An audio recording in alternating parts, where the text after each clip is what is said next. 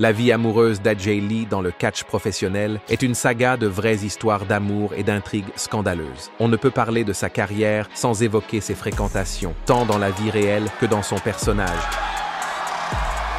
car ces relations ont défini sa personnalité. Commençons par les personnes qu'elle a fréquentées en dehors du ring avant de passer aux intrigues qui ont rendu Monday Night Raw si chaotique en 2012.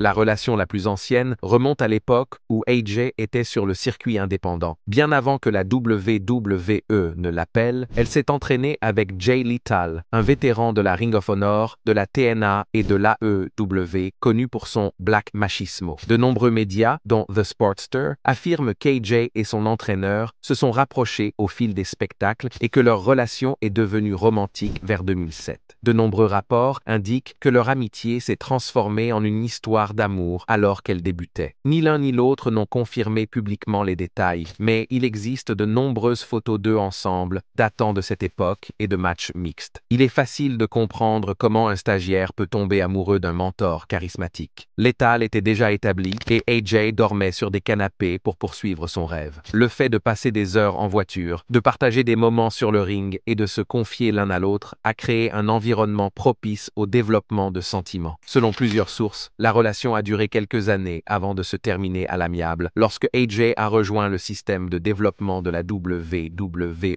vers 2009.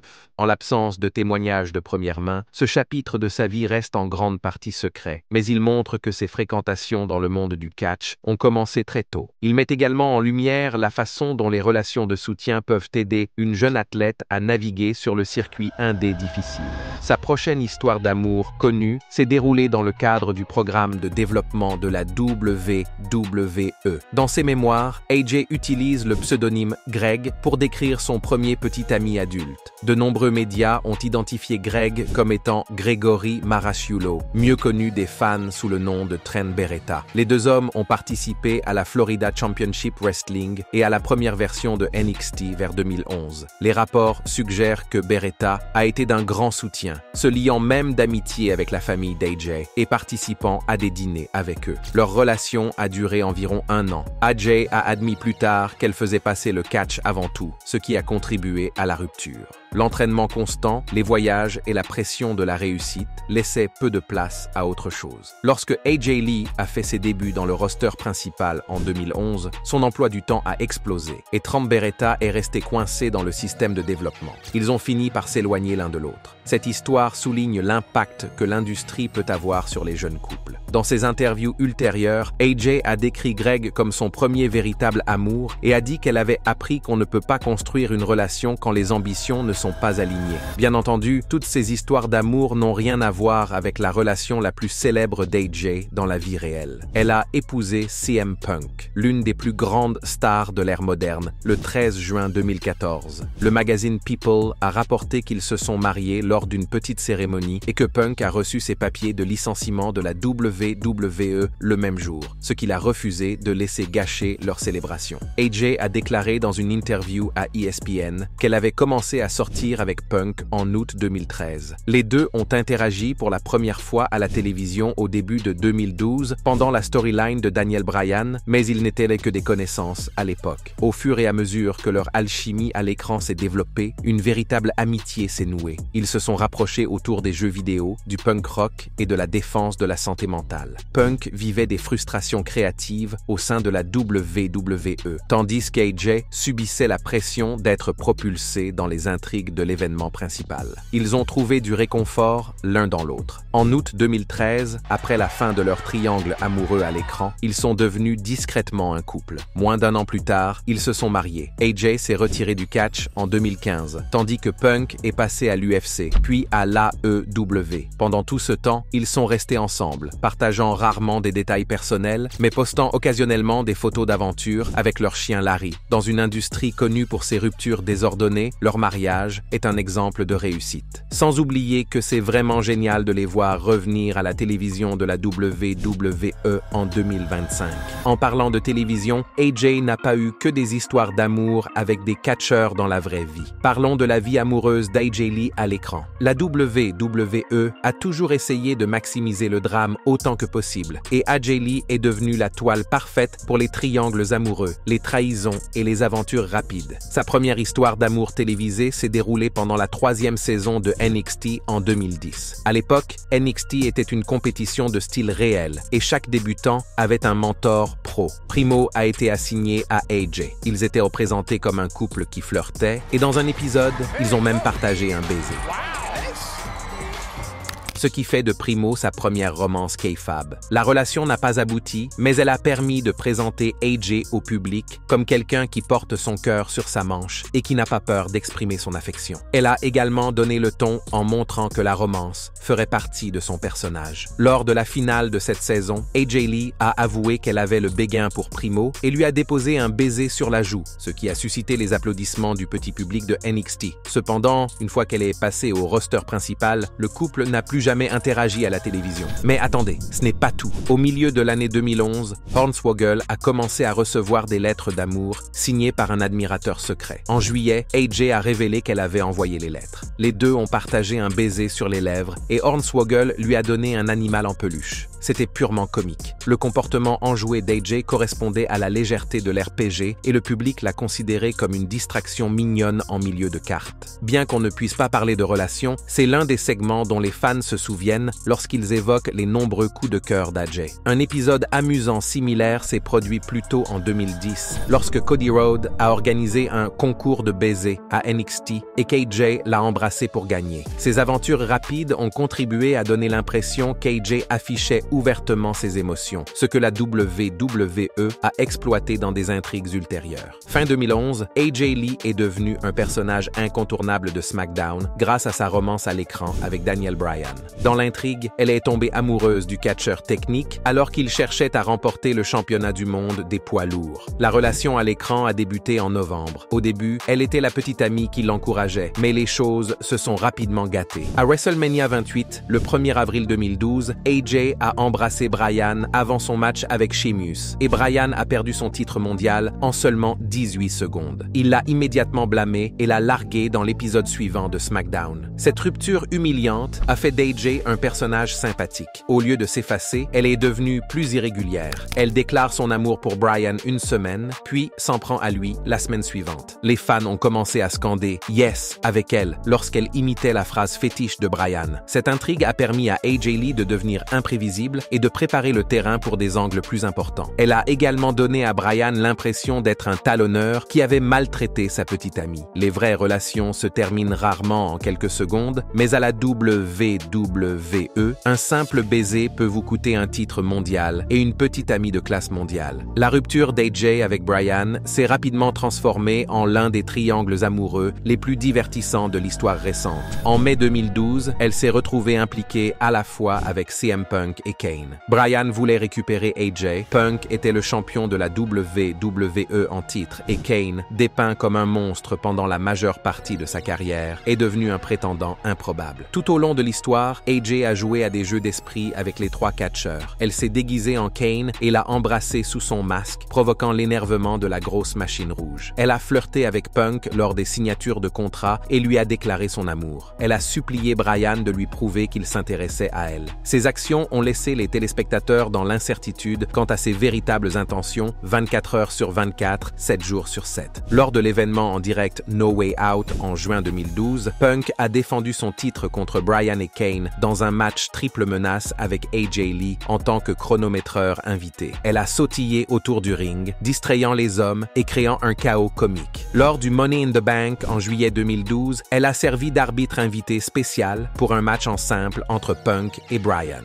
AJ Lee a demandé CM Punk en mariage, puis a giflé les deux hommes et a souri, parce que bien sûr, elle l'a fait. Plus tard, à Réo, elle a demandé Bryan en mariage et il a accepté. Lors de l'épisode de Réo du 23 juillet, présenté Présenté comme le 1000e épisode, les deux hommes devaient se marier sur le ring. Évidemment, nous savons tous que les mariages de la WWE se déroulent toujours sans anicroche. Mais dans un revirement imprévisible, AJ a dit oui et a également révélé qu'elle acceptait l'offre de Vince McMahon de devenir le nouveau General Manager de Raw. Elle a laissé Bryan devant l'autel et a remonté la rampe en sautillant, laissant le public stupéfait. L'angle est resté dans les mémoires pour son absurdité. Il a permis à AJ de s'affirmer comme une sauvageonne qui ne pouvait être contrôlée par aucun homme et qui manipulait même les figures d'autorité pour faire avancer sa carrière. L'angle du triangle amoureux a donné à AJ plus de temps à l'écran que n'importe quelle autre femme en 2012. Il a également mis en évidence sa palette. Une semaine, elle était une adolescente en mal d'amour. La semaine suivante, elle était un cerveau rusé. Elle a même fait croire à Kane qu'elle tenait à lui, puis l'a giflé en lui disant qu'il faisait partie de son jeu. Kane a répondu en secouant la tête et en disant qu'il n'était pas intéressé par ses jeux, ce qui a ajouté une touche d'humour à un personnage intense. Bryan, pour sa part, a oscillé entre essayer de la reconquérir et l'insulter. CM Punk est resté stoïque, insistant sur le fait que la seule chose qui l'intéressait était son titre de champion de la WWE. Le comportement imprévisible d'AJ a permis aux fans de s'investir dans une intrigue qui aurait pu facilement s'essouffler. Ses manipulations ont fait d'elle la marionnette maîtresse de la querelle, et il est difficile d'exagérer à quel point il était rare à l'époque qu'une femme soit au centre d'un événement principal. La performance d'AJ était si bonne que la WWE l'a récompensée en lui donnant un rôle d'autorité. AJ a accepté l'offre de Vince McMahon de devenir General Manager de Raw lors du 1000e épisode de Raw pendant la séquence du mariage. Bien que son rôle de General Manager n'ait duré que quelques mois, il a donné lieu à l'une de ses intrigues les plus controversées. Vickie Guerrero a commencé à accuser AJ d'avoir une liaison avec John Cena. Vickie a présenté des photos et des messages vocaux à Raw et a insisté sur le fait qu'AJ avait fraternisé avec Cena. En octobre 2012, après des semaines d'allégations, AJ a démissionné de son poste de GM. Elle a ensuite été innocentée, mais le mal était fait. Dans l'intrigue, Cena l'a défendu, ce qui a conduit à une brève romance kayfabe entre eux. Ils se sont embrassés, ont été montrés en train de dîner et de partager des étreintes, mais cela n'a pas vraiment duré longtemps. Au cours de l'événement en direct TLC de décembre 2012, AJ a trahi Cena en le poussant d'une échelle pendant son match avec Dolph Ziggler. Elle a sauté dans les bras de Dolph Ziggler et l'a embrassé, devenant ainsi heel. Les fans ont pensé que la romance avec Cena était forcée, et beaucoup ont supposé qu'il y avait peut-être des sentiments réels parce qu'ils étaient tous les deux célibataires à l'époque, mais AJ a toujours dit qu'elle n'était jamais sortie avec lui. Le but de l'angle était principalement d'attirer l'attention sur Vickie Guerrero et de faire passer AJ à sa prochaine relation. En se retournant contre Cena, AJ s'est allié à Dolph Ziggler et les deux ont formé l'un des duos les plus divertissants de 2013.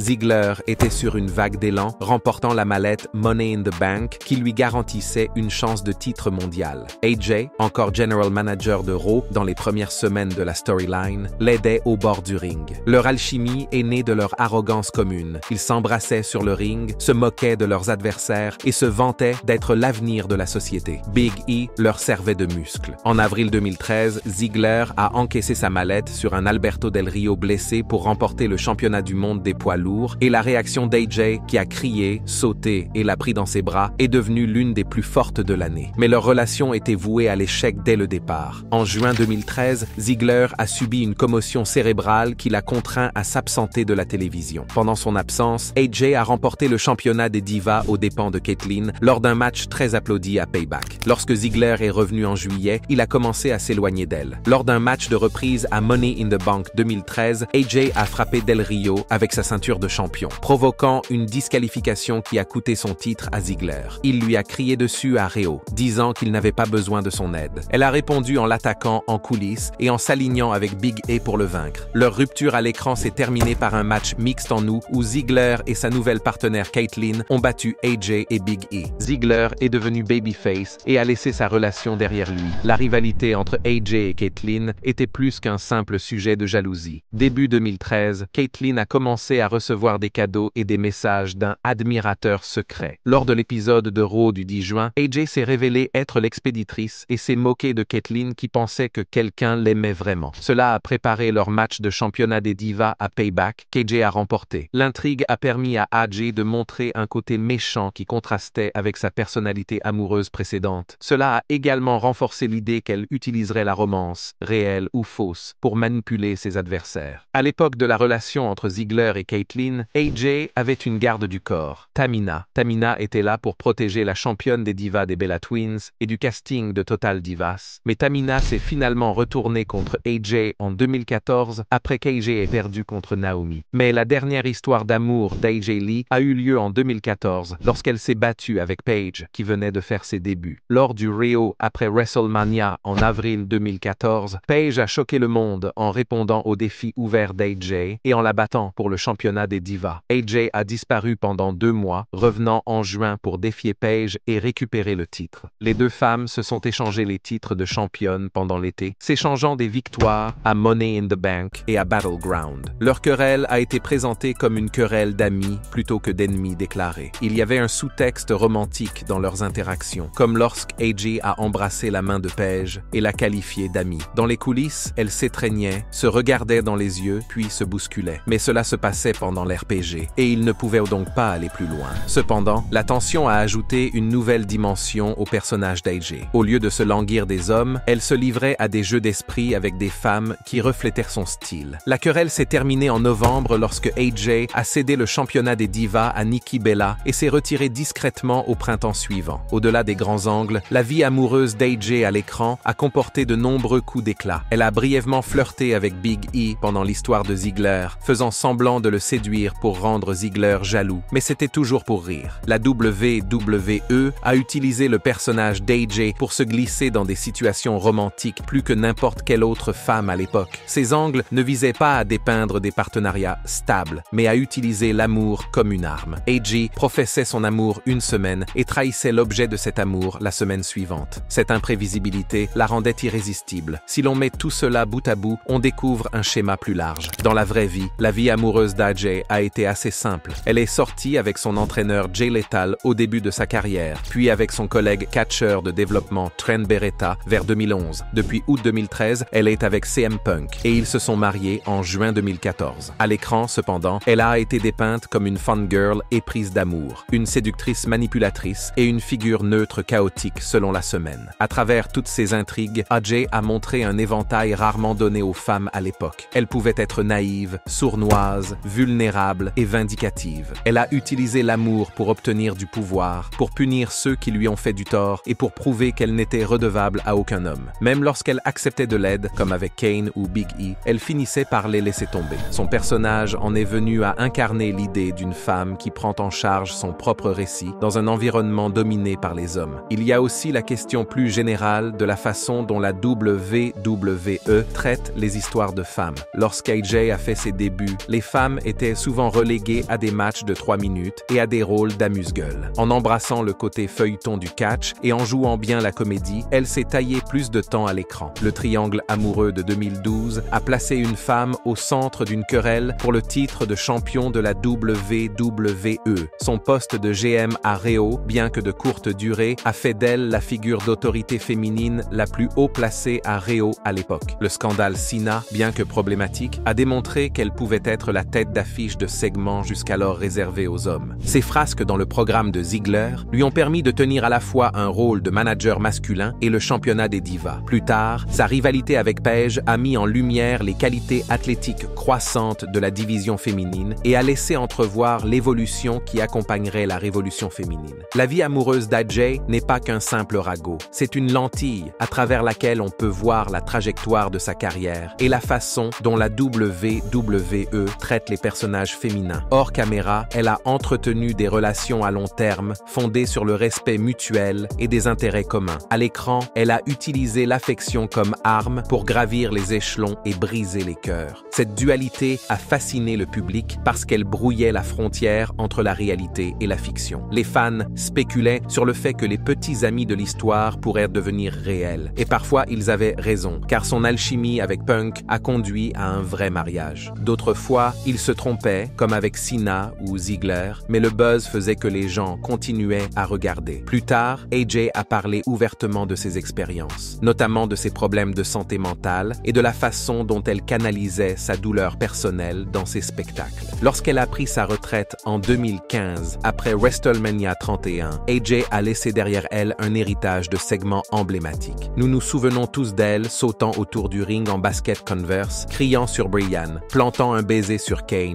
giflant Punk, toisant Big E et se jetant sur Ziggler. Ces moments sont gravés dans l'histoire de la WWE parce qu'ils étaient différents de ce que les femmes avaient l'habitude de faire à l'époque. La capacité d'AJ à rendre les angles romanesques à la fois comiques et chargés d'émotions a ouvert la voie à une narration plus nuancée. Les athlètes d'aujourd'hui, comme Becky Lynch, Bayley et Bianca Belair, bénéficient des bases qu'elle a contribué à poser. Elle a montré qu'une femme pouvait mener une histoire aussi bien qu'un homme et être prise au sérieux sur le ring. Quant à son mariage avec Punk, il prouve que l'on peut trouver le véritable amour dans une industrie qui déchire souvent les relations. Sa vie amoureuse est moins une affaire de baiser que de compréhension de la façon dont ses relations ont façonné son héritage. Ses premières amours, avec Jay Lethal et Trent Beretta, lui ont appris à concilier amour et ambition. Son mariage avec CM Punk lui a apporté la stabilité en dehors du ring. Ses amours à l'écran avec Primo, Hornswoggle et Cody Rhodes ont montré son côté naïf. Sa relation en dents de scie avec Daniel Bryan a permis aux fans de découvrir le personnage de la fille folle. Sa manipulation de Punk et Kane dans le triangle amoureux de 2012 a prouvé qu'elle pouvait contrôler la narration. Son rôle de manager général et sa liaison à l'écran avec Cena ont montré sa vulnérabilité. Son alliance et sa rupture avec Ziggler ont mis en lumière les écueils liés au fait de joindre l'utile à l'agréable. Son programme d'amitié avec Paige laisse entrevoir une dynamique plus complexe. Chaque relation, qu'elle soit réelle ou kayfabe, a contribué à la mosaïque d'une athlète qui refusait d'être cataloguée. Même lorsque AJ Lee a raccroché ses bottes il y a plus de 10 ans, les fans ont encore débattu de ces relations et de leur signification. C'est le meilleur témoignage de son impact. Elle a fait en sorte que les gens s'intéressent à autre chose qu'aux résultats sur le ring. Elle a fait en sorte que les spectateurs s'investissent dans les triangles amoureux, les embardés du mariage, les admirateurs secrets et les trahisons retentissantes. Et à travers tout cela, elle est restée elle-même, une intello de la bande dessinée qui a dormi à l'extérieur des arènes pour poursuivre un rêve, une femme qui a fait de l'étiquette de folle un insigne d'honneur et une épouse qui a trouvé le véritable amour avec le punk hétéroclite avec lequel elle a partagé un ring. Les intrigues du catch sont créées par des écrivains, mais ce sont les athlètes qui leur donnent vie. AJ s'est toujours appuyé sur son personnage, mêlant la vulnérabilité à l'audace et laissant parfois transparaître ses vrais sentiments. Son alchimie avec Bryan les a élevés tous les deux. Ses scènes avec Punk ont brouillé la frontière entre le jeu et la réalité. Même ses moments drôles avec Primo et Hornswoggle sont devenus mémorables parce qu'elle s'est engagée dans le gag. Ces moments illustrent la raison pour laquelle tant de fans se sont attachés à elle. Elle a incarné une jeune femme qui se cherche dans un environnement chaotique, et cette authenticité a trouvé un écho. Si vous revoyez ses angles, vous pouvez voir comment ses expressions faciales et son langage corporel mettent en valeur chaque rebondissement. Ce niveau de détail est la raison pour laquelle vous ne pouvez pas nier que vous l'aimiez ou que vous la détestiez. La vie amoureuse d'AJ n'a jamais été ennuyeuse. C'était à la fois un feuilleton et un conte de fées. C'est pourquoi nous en parlions encore des années après qu'elle ait quitté la compagnie. Mais maintenant qu'elle est de retour, nous sommes sûrs que ce chapitre du livre n'est pas encore totalement écrit.